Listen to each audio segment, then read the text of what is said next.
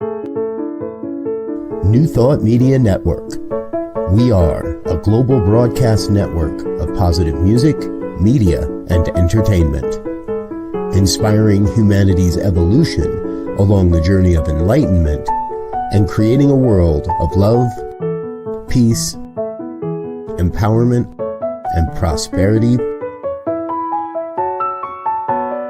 for all. New Thought Media Network. Positively inspiring.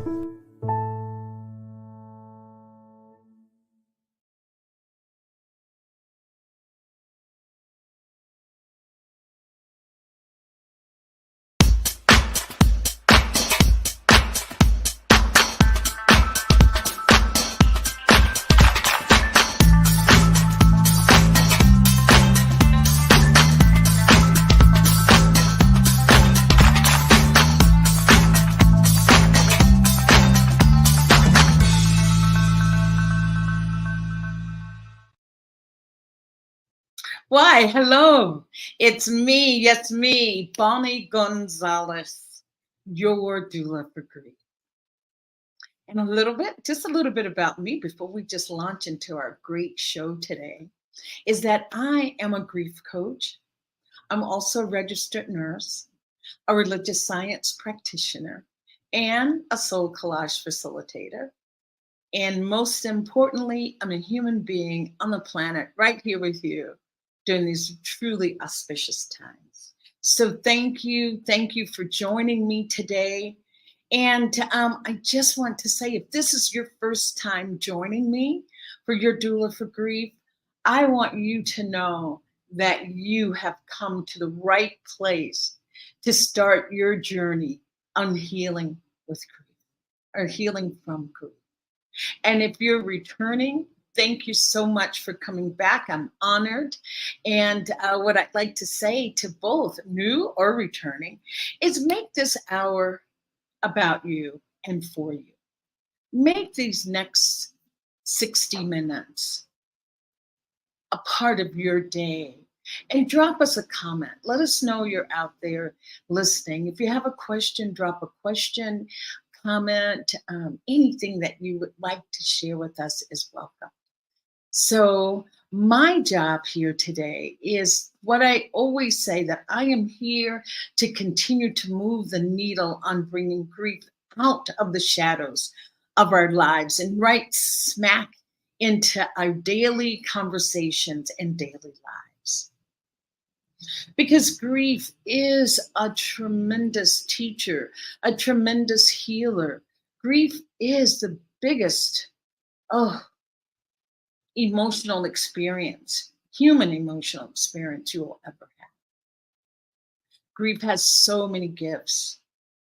You know, grief's superpower is healing. And to say this about grief is that loss is what then puts us into grief. And loss is defined by anything expected or even unexpected that changes our lives in a way that we can't go back to the way it was before. And those things include, yes, death. Death is the most painful human emotion and experience we will have. So yes, death is number one as far as losses. But how about a job, a loss of a relationship, geographical move, surgeries, a divorce, divorce, that's another big one. So yes, those are the losses that we experience. And those things then in turn put us into grief. And grief is all of those emotions that we will experience: anger, sadness, confusion, numbness, and sometimes even joy. So it's loss is what we experience, and grief is what we feel. And there's 3 pillars of grief that I always like to say that are needed to start that healing process. And that grief needs to be heard. Grief needs to be shared. And grief needs to be validated.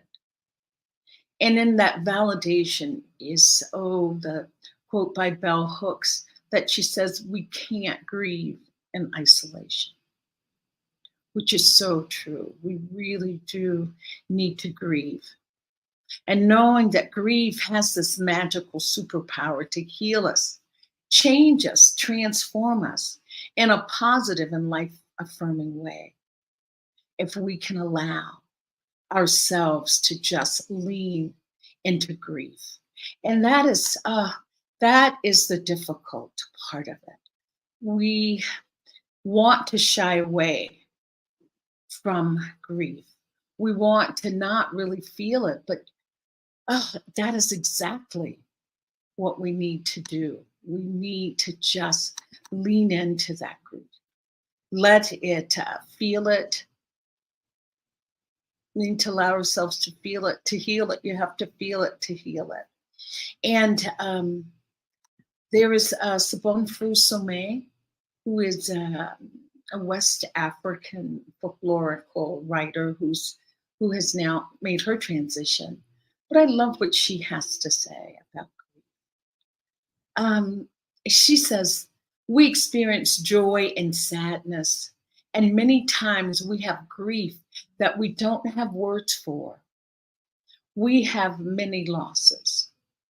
And it's important for us to grieve, to recover from what we've lost. Grieving is a soul cleansing way to reclaim and recover our spirit. When we don't grieve, we stay in an unhealthy place and lose who we are. So it is very important to cry, to walk in nature, to express our grief so that we can feel safe and sane once again. And also so our bodies can recover from the loss. So I thank her for saying that. She says that just so beautifully. And I have a guest that's coming on. Well, first, our theme for today is unraveling, grief unraveled, grief unraveled. And I have a beautiful guest that is going to come on and share this unraveling and lead us into unraveling grief and understanding its many layers and complexities. I just have the most fantastic guest today, and I'm just so honored to have her here with us today. We're in for a special treat. My guest today is Sherry Thomas, and Sherry Thomas is a grief educator and has coaching services that includes EFT, which is emotional freedom technique therapy, hypnotherapy, spiritual response therapy, and energy work.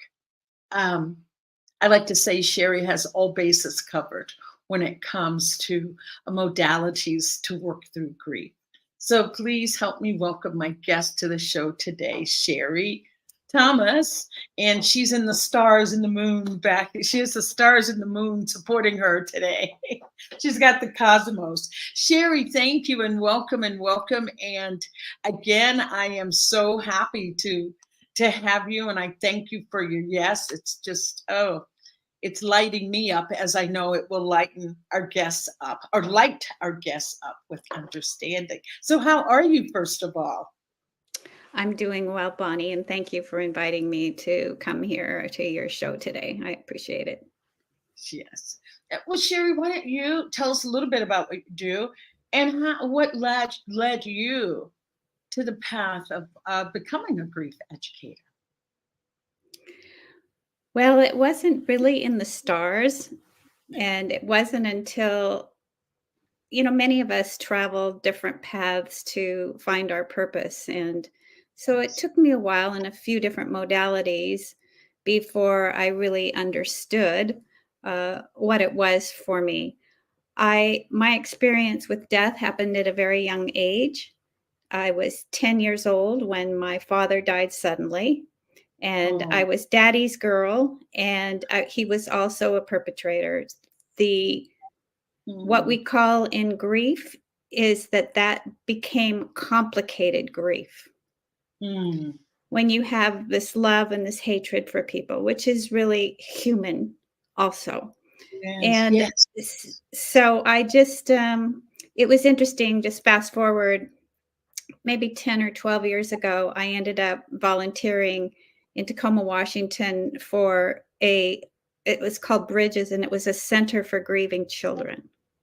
Oh, wow. And Okay. I was able to work. First, they put me with little ones, which is like 3 to 6. Oh, And they have a hard time comprehending where their mom or dad went when they died. And mm. so, like, they thought maybe they just went to the grocery store. But Ah, then they put me with the tweens, so that would be 13 to 15. yeah. And I just found my groove with them. Oh, wow, Sherry. And I What need to what tell you that one little gal in that class said to me, she goes, "Well, maybe your dad had to die so that you could be here with us." And yeah. I just thought, out of the mouths of babes. Yes, yes, yes.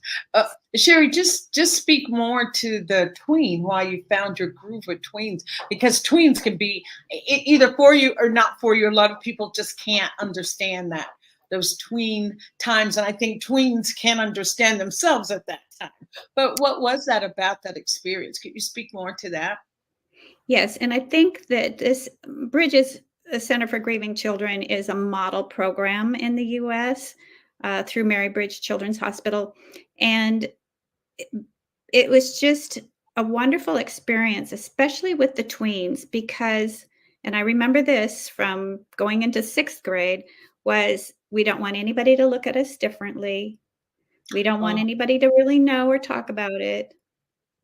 We yeah. just put on this false self and Mhm. go through life. And so they had some place where they could come in a group of other children who had experienced the same thing. Yes, yes. And so I think that was the little miracle that would continue to happen there, is that they could finally find a place where they could open up. And Yes. Connect. that is a tough time. You got hormones, you got so Oh, much pressure, and yeah. So yeah. it was a wonderful experience for me. Mm. And so from there, working with the children, that led you to what was the next step? Well, I had already been gone through the Grief Recovery Institute in Los Oh, Angeles yeah. Uh-huh. and became a grief recovery expert, I guess. Um, and so I took a 6-week course, and then I took it and condensed it to doing weekend workshops around grief. And it was so interesting because the process is about unraveling grief. And as people would find out, some of the techniques that I use, that I was taught, that what they came originally for, the grief they thought they were going to be working on in this weekend workshop, they totally shifted because there was other sorrow and grief that they had never dealt with. So that's one of the things that I do in my workshops, is to do a, a loss graph, basically. And I loved how you said Bonnie, in the beginning, about a lot of people just think I'm grieving when there was a death. But I have this cute little, I mean, it's 20 some years old, but it's a little cartoon that someone put up, and it says these are kinds of losses. Of course, physical abuse, but a new baby in the family. You don't realize, right? We're not number one anymore. Of course, divorcing, but breaking up with your boyfriend, even when your parents lose a job, or say you got put back in a reading class and all your friends went on. There's just, I mean, these are just some, small little things that we end up skimming right over because we're never taught how to grieve. And I think Right. that was the main thing that I got out of, 20 some years ago, is understanding how we're never taught how to grieve. We just watch the people in our lives. They might cry behind the door, They don't emote in front of people. Right. So, yeah. And you touched on something also that I didn't, one of the areas I didn't talk about with loss. And you touched on that with the birth of a baby, a promotion, a graduation, where we see the celebratory part of it, but your life has changed. And it is a loss from what you had to this new space and place that you're moving into. So I thank you for bringing that part up. And also, yes, you're so correct. When I do my workshops, I ask, how did you learn to grieve? Who taught you how to grieve?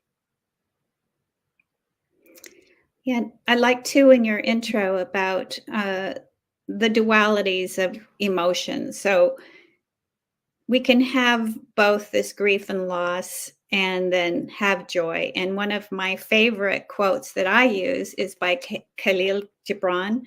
Oh my And God. I'm just going to paraphrase the very last line in one of his works is that no matter how deep sorrow has carved into your soul, the more joy you can contain.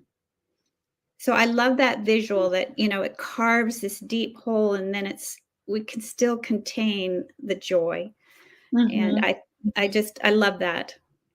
Yeah, I think a lot of people don't realize that we can really hold both.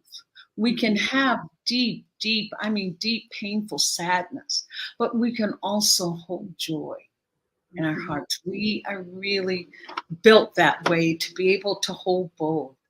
And in my personal experience, Sherry, and you can let me know if this is yours, that so many of my clients don't really want to go to that area of grief and really feeling that deep sadness because they're feeling that they won't be able to recover from it.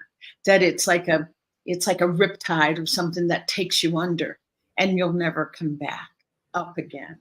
What's your experience with people's hesitancy, would you say, to lean into grief or be with grief? Well, one is just what those little kids, that I used to work with, well, young humans, is that we don't want to be pitied. Oh, Sometimes yeah. we don't want to talk about it. And what I have found a lot in my work is that it's stuck. So that's one of the things that I do in my workshop is to talk about how grief and sorrow. Well, first of all, let me just say that in some cultures, especially indigenous cultures, they do keening, which is that outward expression of screaming and getting out. Wailing. Yes, because it's energy. It's energy. Oh, I love So that. all these little losses that we're not dealing with, this energy goes in here into our bodies and it's suppressed. There's a great book called The Body Keeps the Score. Oh, yes. What we do is all of a sudden there's just all this energy. And if we don't deal with it, there might be the slightest little loss.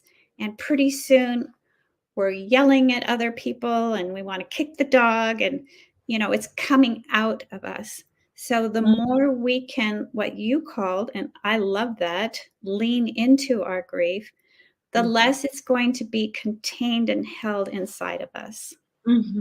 Oh, very. And yeah, I just find that it's so important.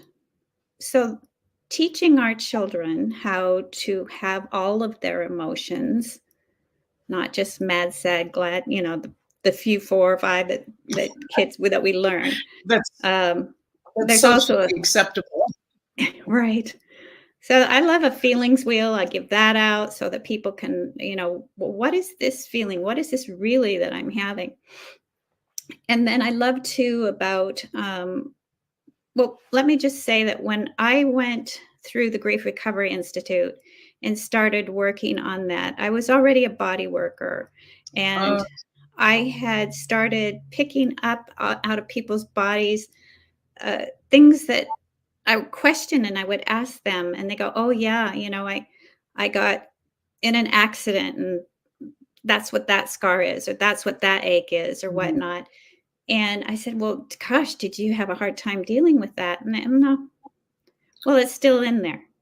And so Ah, that's kind of how I progressed. And then I just was fascinated with the subconscious mind and okay. how there is a record. That's a record keeper. Okay. And so that's when I went to the Northern California Institute for hypnotherapy. Okay. Yes, yes. And I And hip find that, so much is buried in our subconscious mind. And that what exactly what you said, Bonnie, was about not wanting to go into the darkness, into mm, the abyss of grief, is because they feel like they'll never come out. yes. And I love what you said about it actually just brings you into sprouting more openness. Mhm. And Yes. whenever the time is right, and there is no time on grief, Oh, yes. you can contain more joy. And you Yeah. never give up the love of whatever was lost. I don't even like Mhm. to use the word lost because Yeah. I don't believe anything's ever lost in God's world, but um Okay. Well, we have to yeah, have a frame of reference, right, or something. yeah. Oh, oh, wow, that's just, oh, you're just bringing up so many questions for me, and I'm going to try to be logical in some logical format here. Um, when you said there's nothing lost, and you were talking about things getting buried that maybe we have not expressed or haven't had time to really come full circle with it or have it align in our lives in some way. Do you feel that things will eventually come up, or do you need therapy to help bring them up? Or what is your feeling around that, those things that we don't grieve and they get suppressed? Well, when I was going through a very difficult time, I've been divorced and I've lost parents, and I eventually lost my mother and my stepfather, and and then my special dog that I had for 12 years, Oh, they're that's, like, yeah, oh my gosh, sometimes it's very up harder for close. people to grieve their animals than it is, a spouse. But so I think that the subconscious mind is things are buried. And Hmm. I always use this analogy.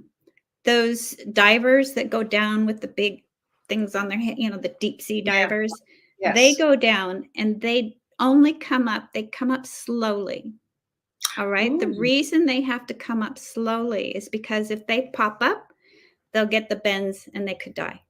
yes, So I yes. like that analogy when people are Hmm. trying to force their way into, healing from grief, is that you're just going to come up slowly. Those memories are going to come up Right. because I also work with a lot of people who have had trauma in their childhood. Hmm. And so oftentimes a lot of those memories are buried. And it's important to um, know that the answers are inside of each of us. And I Mm. feel as a coach and doing the different therapies that I do with people is that I help you uncover the answers within you. Oh, I'm just a teacher. I'm just like you, I think you said, a conduit. It's how we can assist others to move through, possibly to have some of those memories come up, and then give them techniques and tools on how to deal with them. mhm. That's the EFT is called emotional freedom technique, and that many of you know is about tapping. So Yes, you're dealing with the vagus nerve, so you're not in the sympathetic nervous system. You're more in the rest and digest part, so that you can relax. I think one of the main things that I like to talk to people about is um, the myths of grief. So could I okay, let's go just there. Yes, let's go this is there. The part of the stage for you. unraveling, because Yes, we're of taught all course. these other things. And I'm sure, Bonnie, you've had other people, and I know that you have shared with people about maybe what not to say to a grieving Uh, person. And yes, I yes. find this is so important And because we don't know what to say, right? because we haven't been taught what to say. Our Mhm. whole reference with meeting with people is that we want to make them feel better. I mean, really, that's what we want, but we don't know what to say. So it's these things that we think would make them feel better, but unfortunately, it's not the truth. So yes, Right. please, I'd love to have you share again what Oh, not thanks. to say to a Yeah. grief. Well, I mean, part of it is we're always well intended. Oh I mean, yes. it's never, this is nothing about being malicious or ignorant or anything. It's about what you just said. We weren't taught. Mhm. So to tell somebody, oh, don't feel bad. Yeah. They're in a better place. Ugh, but I'm not. that's that's my comeback for that And one. then my question is, how do you know that? Mm, I mean, that's your mhm. belief, but are you putting that belief on the widow or the child or, whatever it is? And then I got this from John Gray of the Recovery Institute. Yeah. He and his wife, they lost a baby. And when someone would say to them, well, you can still have another. Yeah, exactly. So oftentimes we're hearing these things and we're being taught to replace the loss. So I've worked with Yeah. people who somebody was dying of cancer. It was a long death. Um, and so the spouse or the caregiver was already grieving. Oh So yeah, by the and time that person, their partner, passed, then, they maybe got married again in 6 months, and people are like, what? That's too fast. Well, mhm, do you understand that they did a lot of grieving before? And maybe they're not just replacing the loss. mhm. Maybe they're opening up their heart for new love. Yeah. So we don't know. We don't Yeah. know. Yeah, no, I was just going to say, I just want to interject there that what you just described is anticipatory grief, Right. that person has grieved that loss that's coming up. And so many times when you talk to people that have been through that anticipatory grief and then the person has transitioned, they will say it was harder. That grief process leading up to that was harder than the after. So I just Mhm. wanted to interject that there about anticipatory grief. So yes, please continue. I love that. Yes, yes, yes. And I witnessed that a lot working for hospice also, you know. Mhm. Um, we're another myth or what we're taught is to grieve alone. That's the Oh mother that's behind the closed door crying. yeah. Um, another one is to just give it time. So grief doesn't have a timeline. Grief Mhm. sometimes will just ebb and flow. Sometimes you'll Yes. feel an overwhelming emotions. Sometimes you get the brain fog and you go to what we call planet grief. There's I there's love that. just there's not a timeline. And if we think there is, then we'll maybe project that onto a grieving person. So Mm. these are just, things to kind of be aware of. Um, and also working with the parents and the children is about, well, just be strong for others. Oh, yes, As a yes, child being told, you just have to be strong for your mother. Well, that was my father that died. Do you know yes. what I'm saying? So these are just all, Mhm. different things that we can look at in the way we speak to the grieving people. Or oftentimes a griever will just stay busy. And I think the one thing is when we ask people, maybe at a celebration of life or a funeral or a wake, or, well, what can I do for you? Please call me.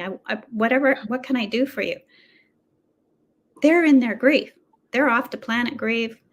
They're still mending that place in their heart where that physical person was. And so they don't know what they need. And oftentimes people, and you probably shared this and other guests have shared, in regards to, initially there's a meal train or people are bringing something. I always say,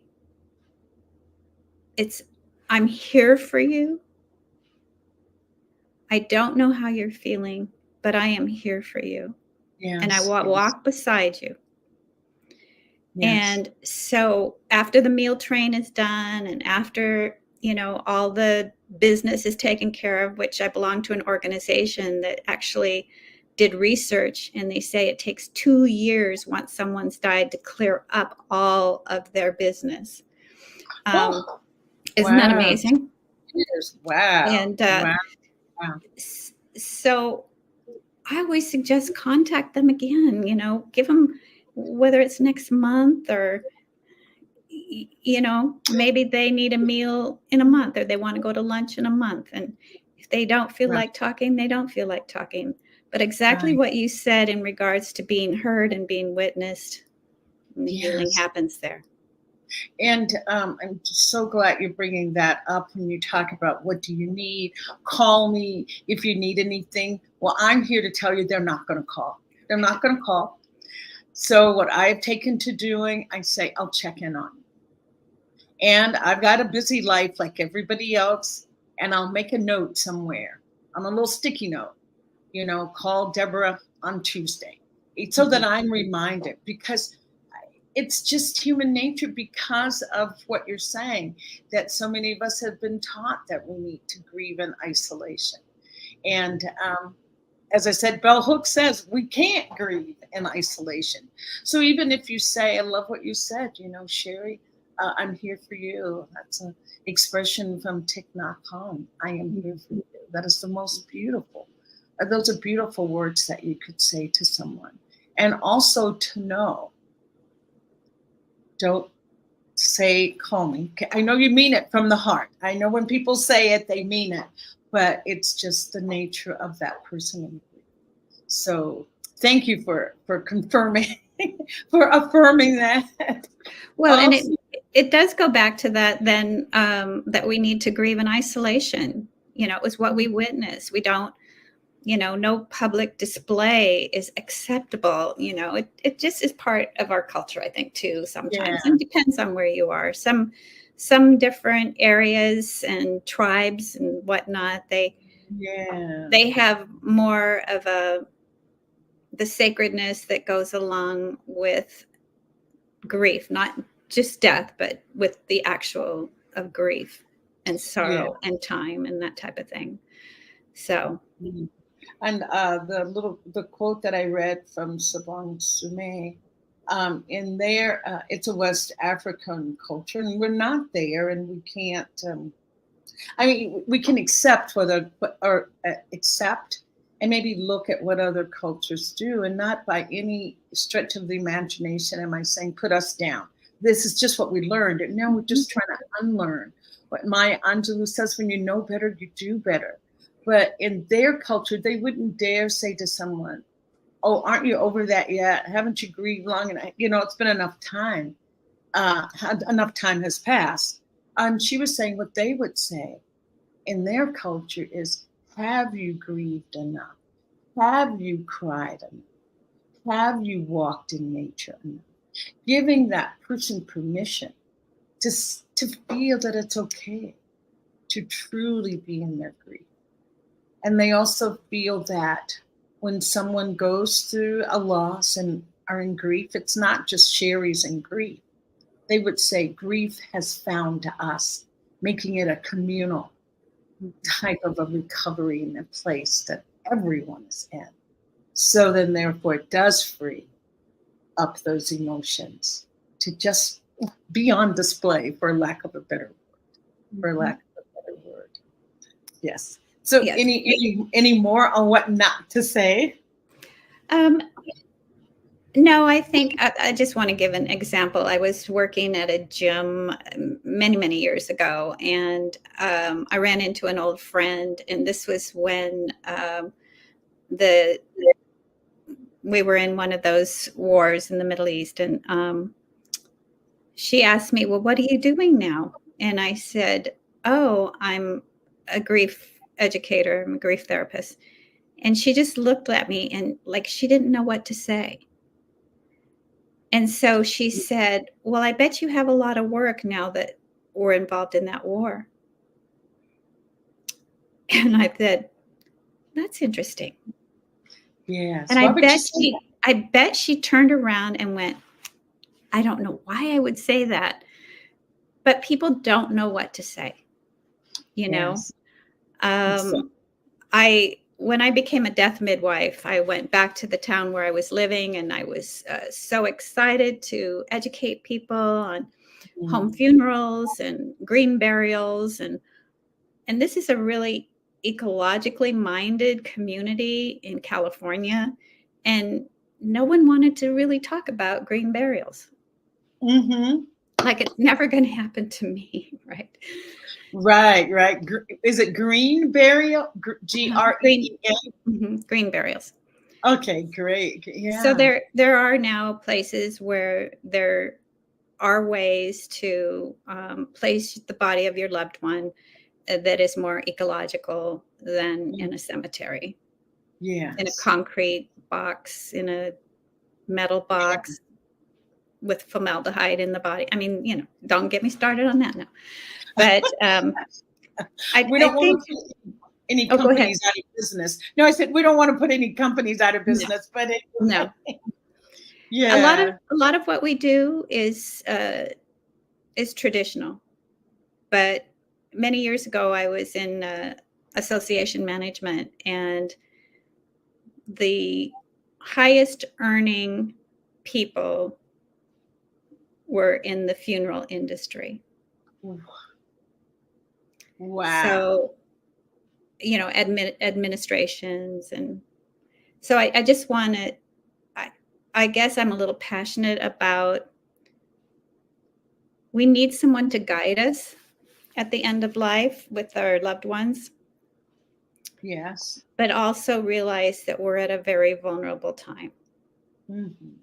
Grief, yes. Grief Yeah. is, yes. Um, and I too want to share that I was just last week telling someone what I do, that I'm a grief coach, and Your Doula for Grief, and they said to me, like almost in a whisper, God, isn't that depressing? I just thought, no, I didn't think. I just said no. I said, when I'm talking about grief, I said, all burners are fully lit. I said, grief is a big life teacher. And so for me, it's like, no.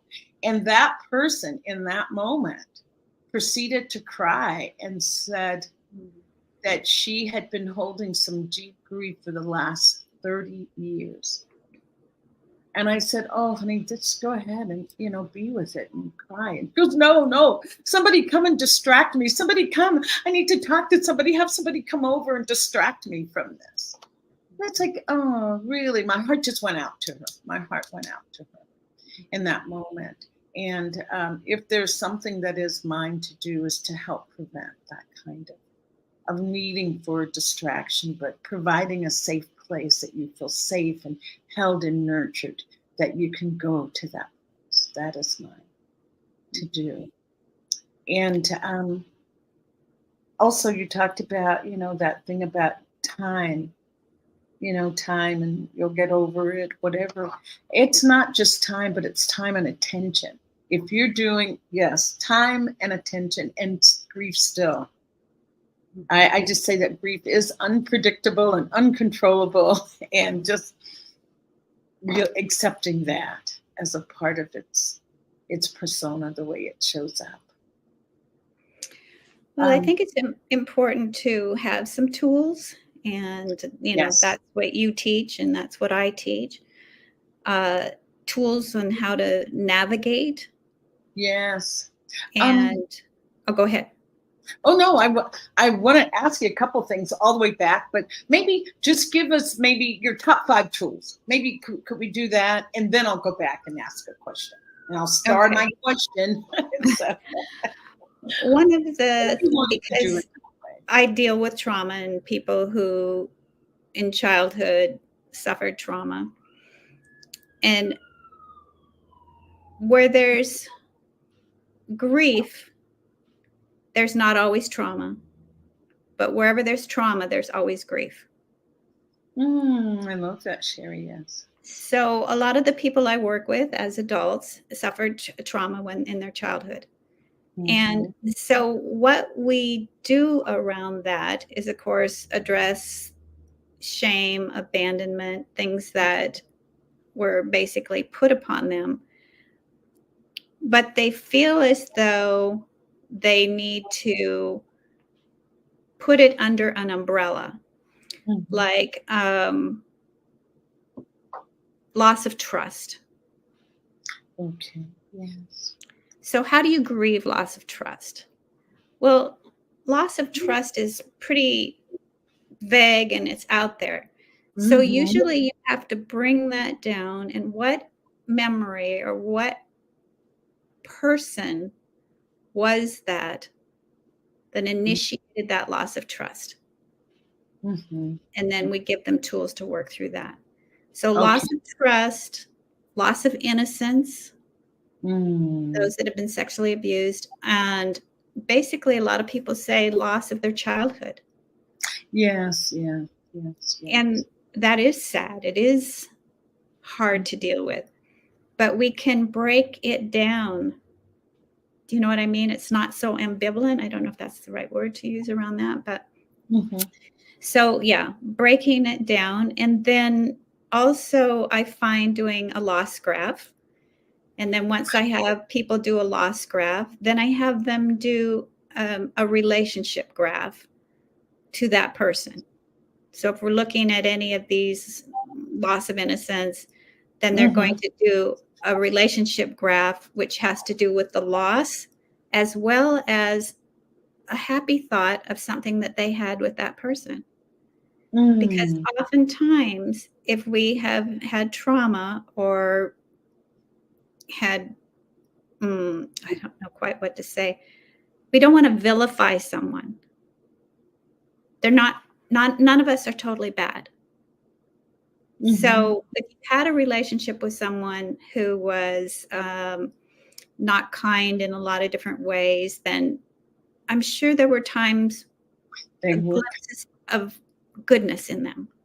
Yes. You know, there's goodness. It's the yin yang thing. So so we do a relationship graph, and then we do in Hawaii, where I used to live, it's called Ho'oponopono.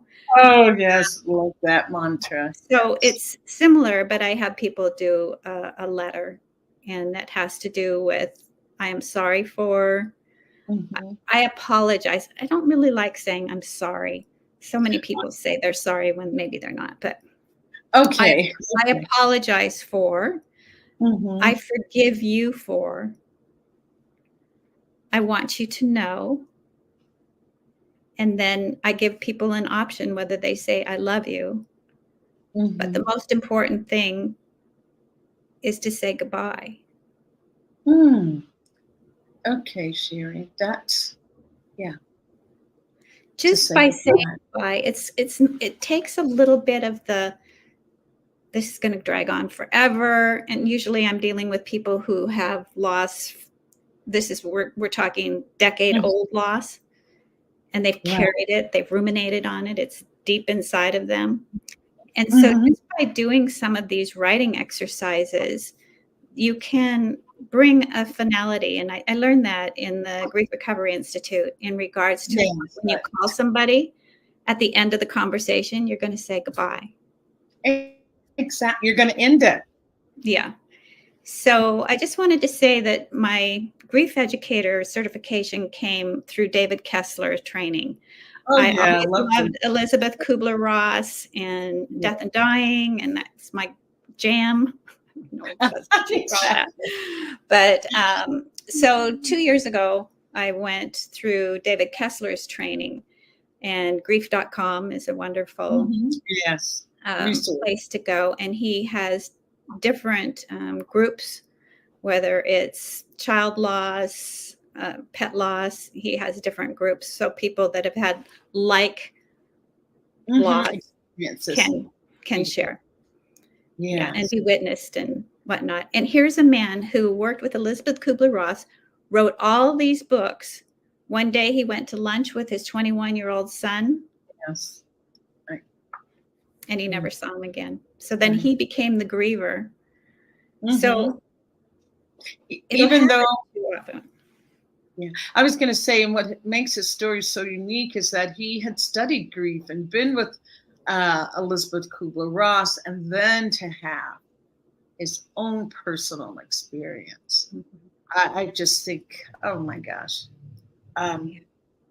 what a gift for us, what heartbreak for him, but what a gift for us that he's been able to continue to teach from that place of truly having experienced the deepest loss that you can, the loss of a child.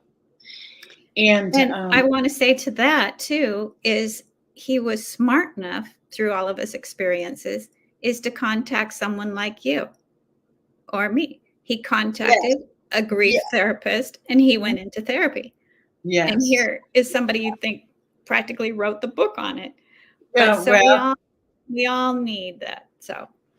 Oh, what's that old adage that a doctor that treats himself has a fool for a patient? So he knew that he needed help.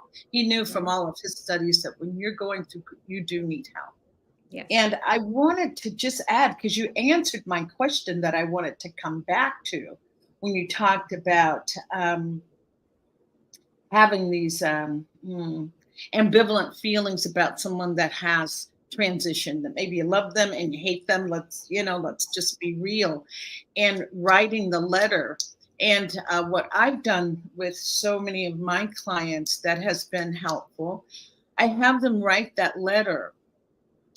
And then when they're in that place and when they're in a place, that I have them then write a response from that person that they've written to.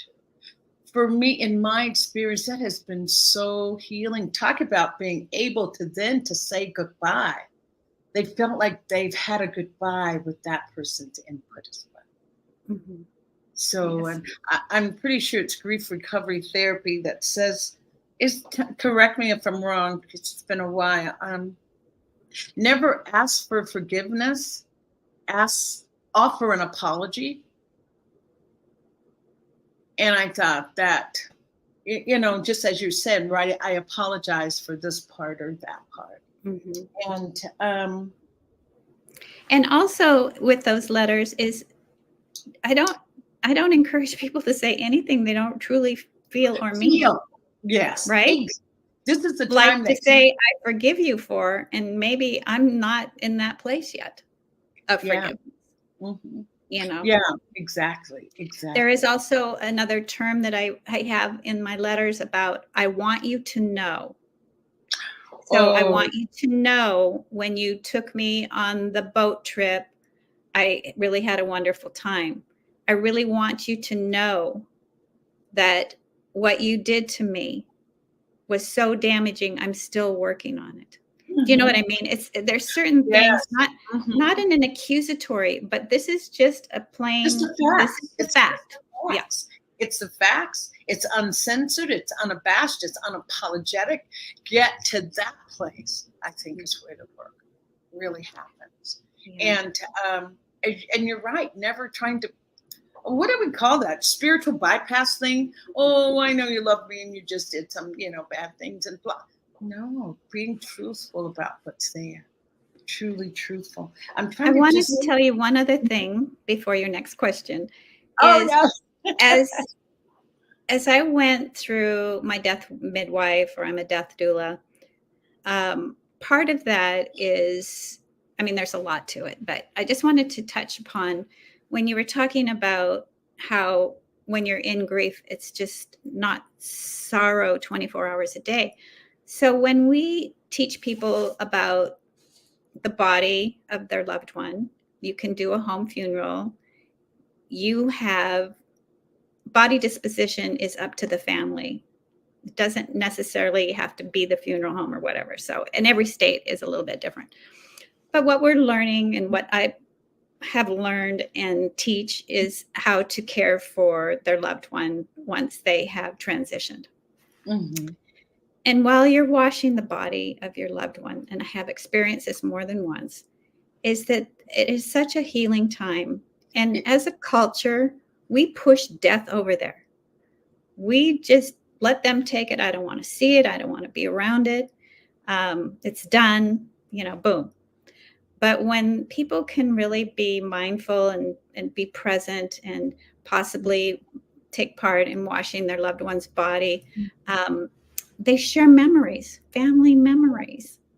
And next thing I know, people will be crying, and then they'll be laughing, and they'll be crying again. But it is just a very healing process. So, yeah, that was what I have witnessed. You just brought a memory back of my own mother who died 7 years ago. And anyway, I got to go and be there to prepare her body. And I got to bathe her. And it was just the most loving and nurturing and tender moment for me. I got to wash her hands and imagine the arms holding me as a little girl, and, washing her belly, and imagine her carrying me in her belly. And it was just, you talk about allowing some grief to really move through and surface that. I wouldn't trade that for any experience in the world with my mom. So, thanks for sharing that. Yeah, so thank you. Wow.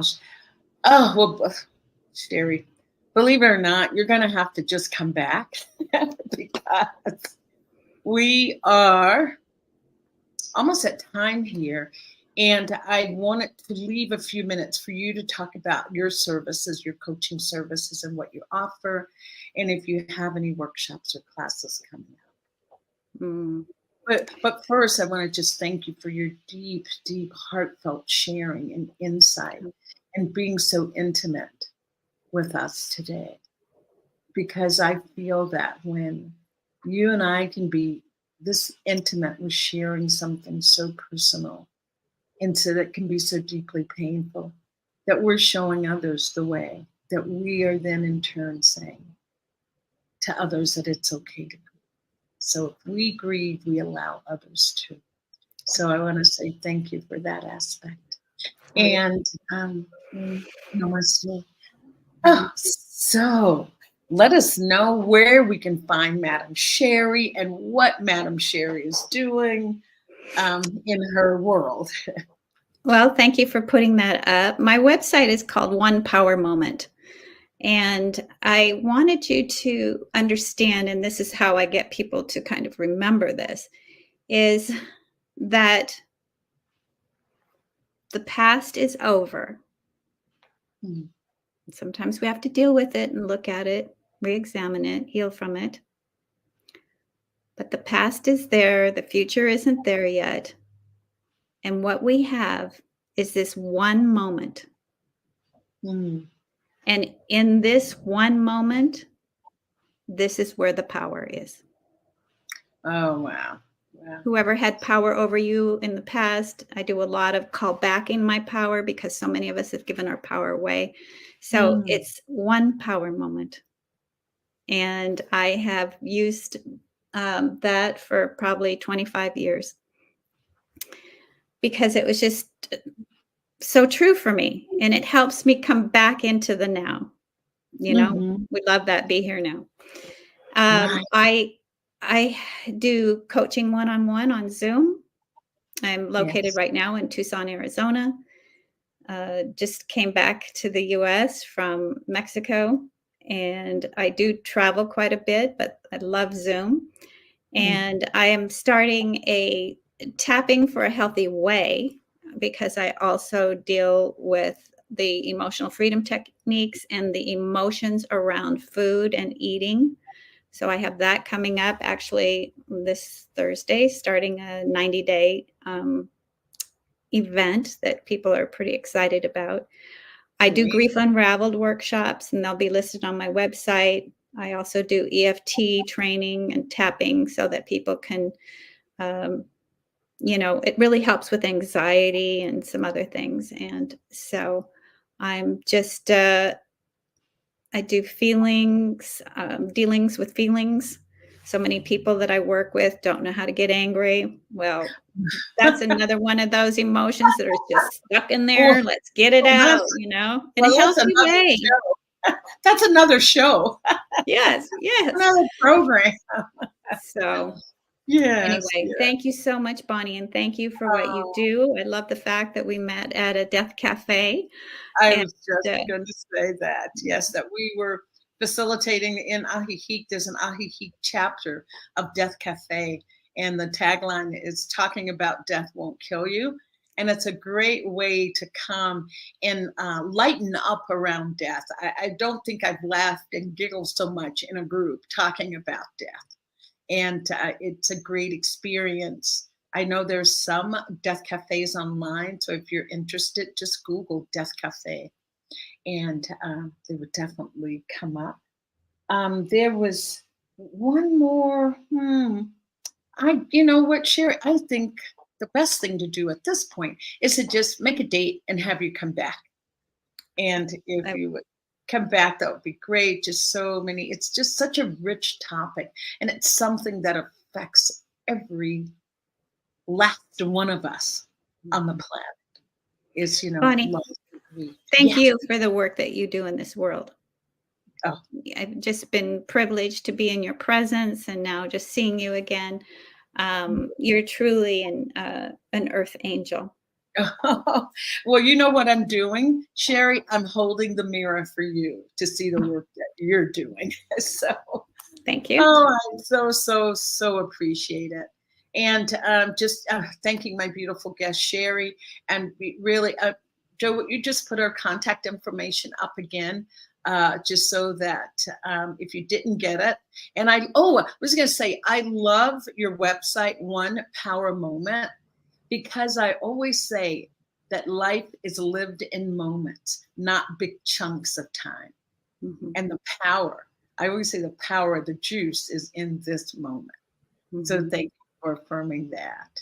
Mm-hmm. And with that, I'm just going to invite people to make a donation to New Thought Media Network, and it's newthoughtmedianetwork.org/donate. Thank you, Joe. I was going to try to do the call letters and I couldn't remember them. So, and make a donation so that we can continue to have quality programs on this platform. There are some great programs that are here. That one that comes to mind is tomorrow there's poetry, prayer, and another P. But join her. It's Tracy Brown, and also I have a dear friend on Thursdays who has a program that comes on at 11. Thank you, poetry and practice. There you go. Thank you, Joe.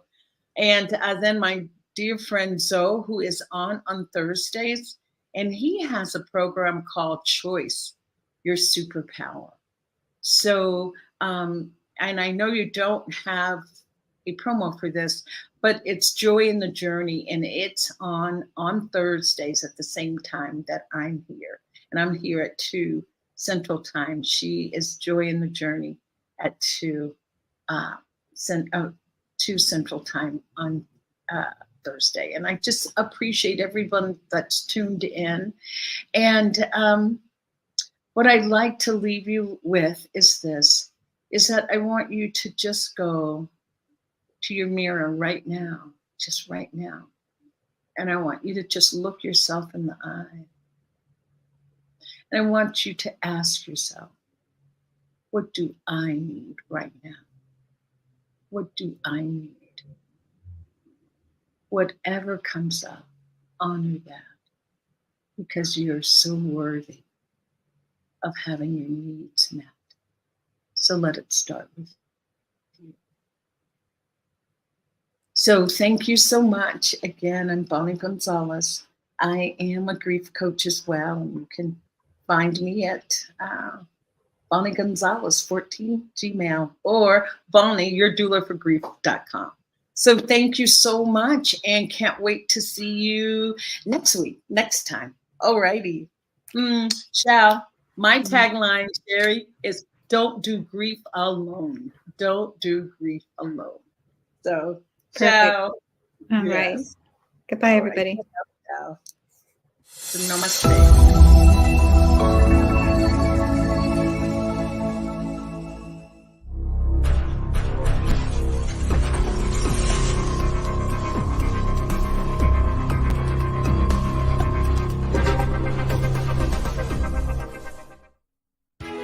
New Thought Radio, music from all your favorite New Thought artists. From Jamie Lula, Karen Drucker, Gary Lynn Floyd, Ricky Byers, Daniel Nahmod, Eddie Watkins Jr., and many, many more. 24/7 New Thought Radio.